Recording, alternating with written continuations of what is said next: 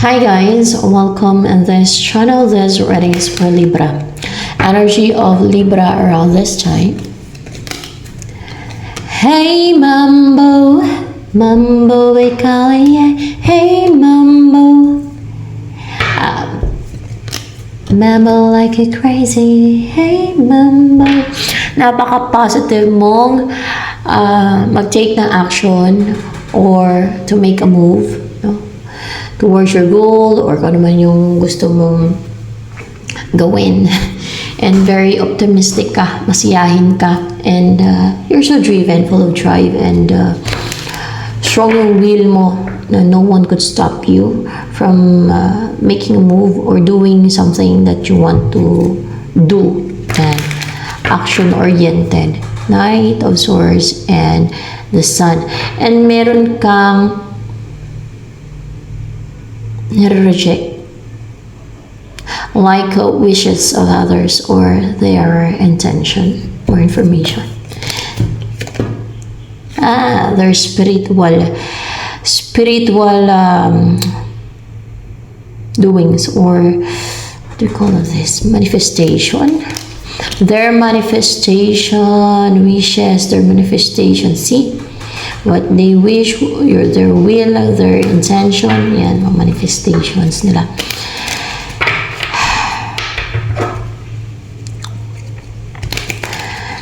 You're talented, you're active, you're energetic around this time. More information about you. Hey Mambo, Mambo we call it. Hey Mambo. Four Swords, your mind is stable, relaxed, nagre-recover ka ngayon sa mga deceit, diba? Like that, yung mga pinag-reject mo, no? So, ano yung darating sa'yo, Libra? Ano tong Three of Swords na to? Ex mo? Yeah, that's your ex. That's your ex now. Na, bakit siya darating? Paano siya darating?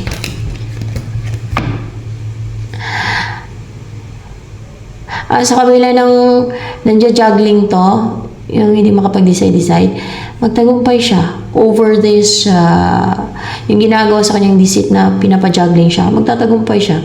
Maging clear ang mind niya. Maging clear yung path niya.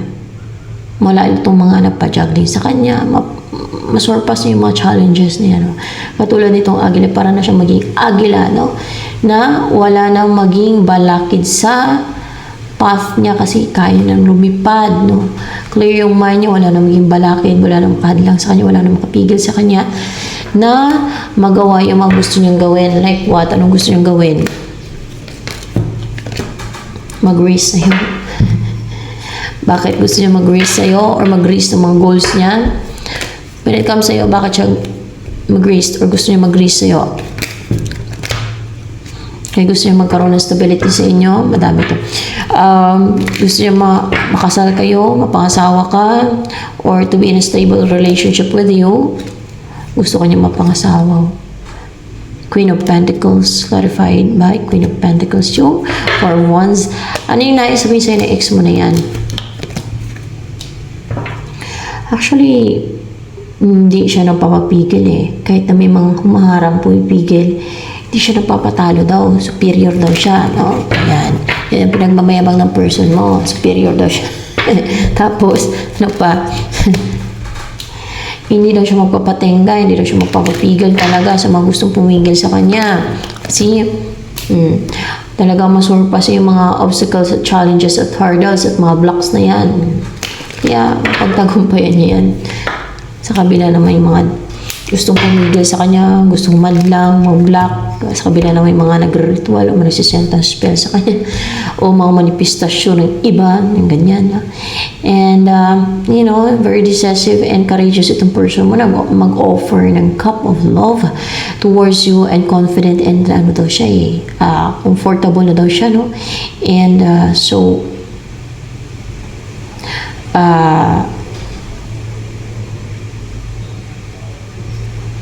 decisive, no?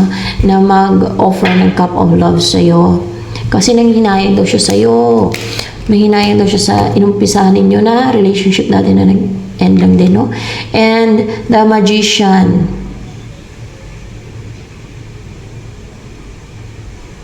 Kumpleto na daw yung tools niya or magkakaroon na daw ng balance sa inyo kasi kumpleto na yung tools niya. Ano yun? Kumpleto na yung tools niya. Kumpleto na daw ang tools niya.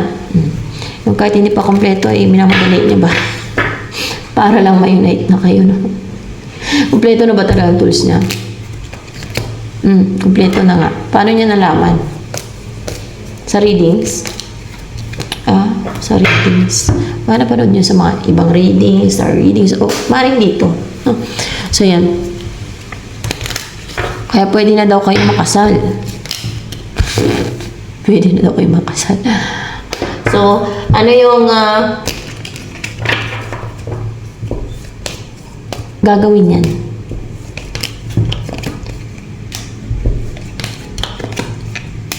Meron siyang gawin na ma-insecure itong mga high priestess na ito, itong mga gumagawa ng spiritual manifestations. Mas kumpleto na daw yung tools niya eh. Itong mga gumagawa ng deceit, gawin niyang ma-insecure itong mga nag-wish sa universe. Saan sila nag-wish sa universe? Hindi. Saan sila nag-wish itong mga to? Hiniligan sa demonyo? Sa demonyo sila nag-wish. Ba't pag sa universe sila mag-wish, hindi nag-grant? Hindi naman. Ba't pag sa universe sila nag-wish,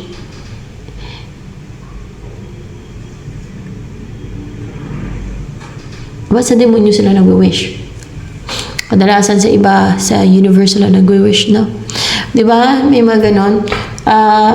Ba't pag sa ano, kaya may spiritual dito, high priestess, oh. Yung manifestation nila, may ritual yan, o mga spell, mga ganun. Spiritual. Sa mga demonyo sila nag-wish. Sa mga elementals, mga ganyan. But pag sa universe sila nag-wish? Nag-wish na ba sila sa universe? Itong mga to. Kasi di ba yung iba, hindi. Pero dati nag-wish itong mga to sa universe. Itong mga gumagawa ng manifestation. Oo, dati sa universe yung nag-wish. Bakit hindi na sila nag-wish sa universe? Sa demonyo sila nag-wish. Dahil restricted na. Dahil may deceit daw. May deceit daw? O may deceit daw. Kasi hindi na binibigay ng universe ang kanilang kahilingan. Ganon. Kasi ginagamit nila sa kasamaan kasi. Kaya ganun. Kaya hindi na ginagrant ng universe sa kanila. Kasi ginagamit nila sa kasamaan eh. Kaya ganun. Diba? Kaya ganun. Kasi isipin nyo, gagamitin nila sa deceit. Sa kasamaan. Sa demonic nila. Sa mga masamang intention nila. You know? Mga ano kasi mga kaya sa demonyo sila umaasa itong mga sa kadiliman na yan. Kaya sa kadiliman. So, ano yung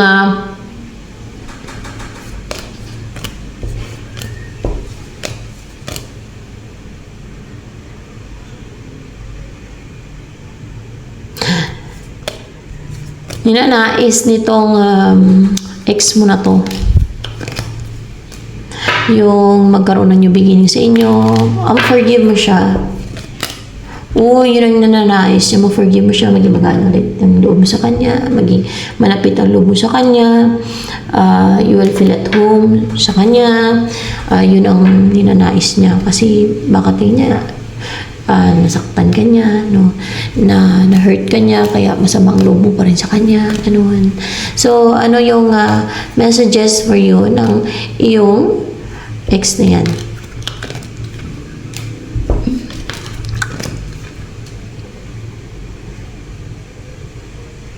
What's with the three of Pentacles in reverse na to? Hey, Mambo, Mambo, we call it. Hey, Mambo. Madami. Isa lang. Mga kaaway to. Nagkakaroon ng collaboration sa kanila sa paggawa ng mga mga, ano ba itong ginagawa ng mga demonic. Ayan, mga demonic na they're active, excited pa naman sa pagsimula, paggawa nila ng mga demonic ko. Excited sila may impyerno.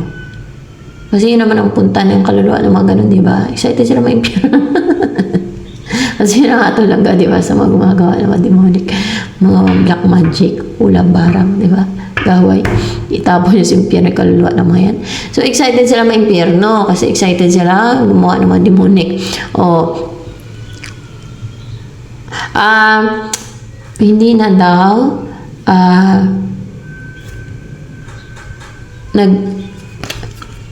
nakakabuo, hindi na nila nabubuo, hindi na nagtatagumpay yung collaboration nila, if there's collaboration sa kanila, or hindi na nabubuo, hindi na nabibuild, o hindi na na-recognize yung samahan nitong mga, or kumbaga hindi na nagsasucceed, hindi na tatagumpay yung mga ginagawa nito ng mga kaaway na to, ng mga nagtutulungan sila, ganyan.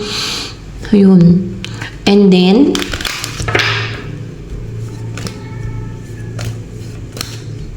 ano yung importanteng message sa'yo ng ex mo na yan? Pinapajuggling daw siya. Parang nag-hold back, mag-take na action. Pinapajuggling daw siya. Tapos ano pa, importanteng message for you.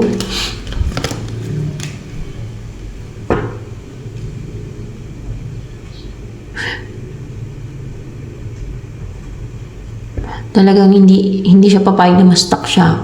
Or makakawala siya dyan mula sa pag-juggling, sa pagpa-stuck sa kanya.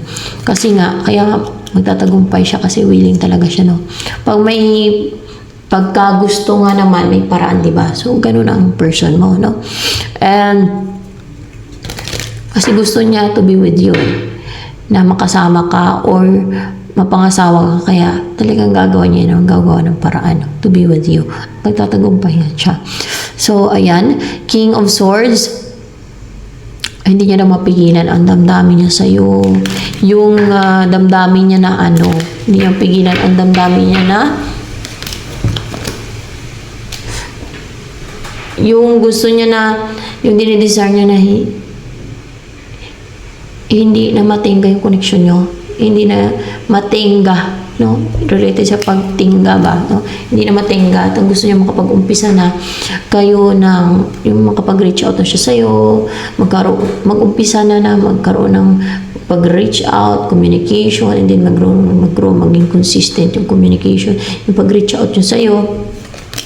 And, malungkot siya, hindi siya contented sa sitwasyon niyo kasi may mga gumagawa ng disit daw, no? Yun, may gumagawa daw ng disit at inaatake daw yung ulo niya, yung isip niya. Ayan. Totoo nga, mayroon doon kanina yung isang disit nila para hindi daw siya makapag-invest sa'yo. Hindi siya maging giving sa'yo. Para maging guarded daw siya sa'yo, magtaas siya ng wall sa'yo. No? Pwede din sa iba, reversal ito. So, ayan, ito na lamang for Libra, guys.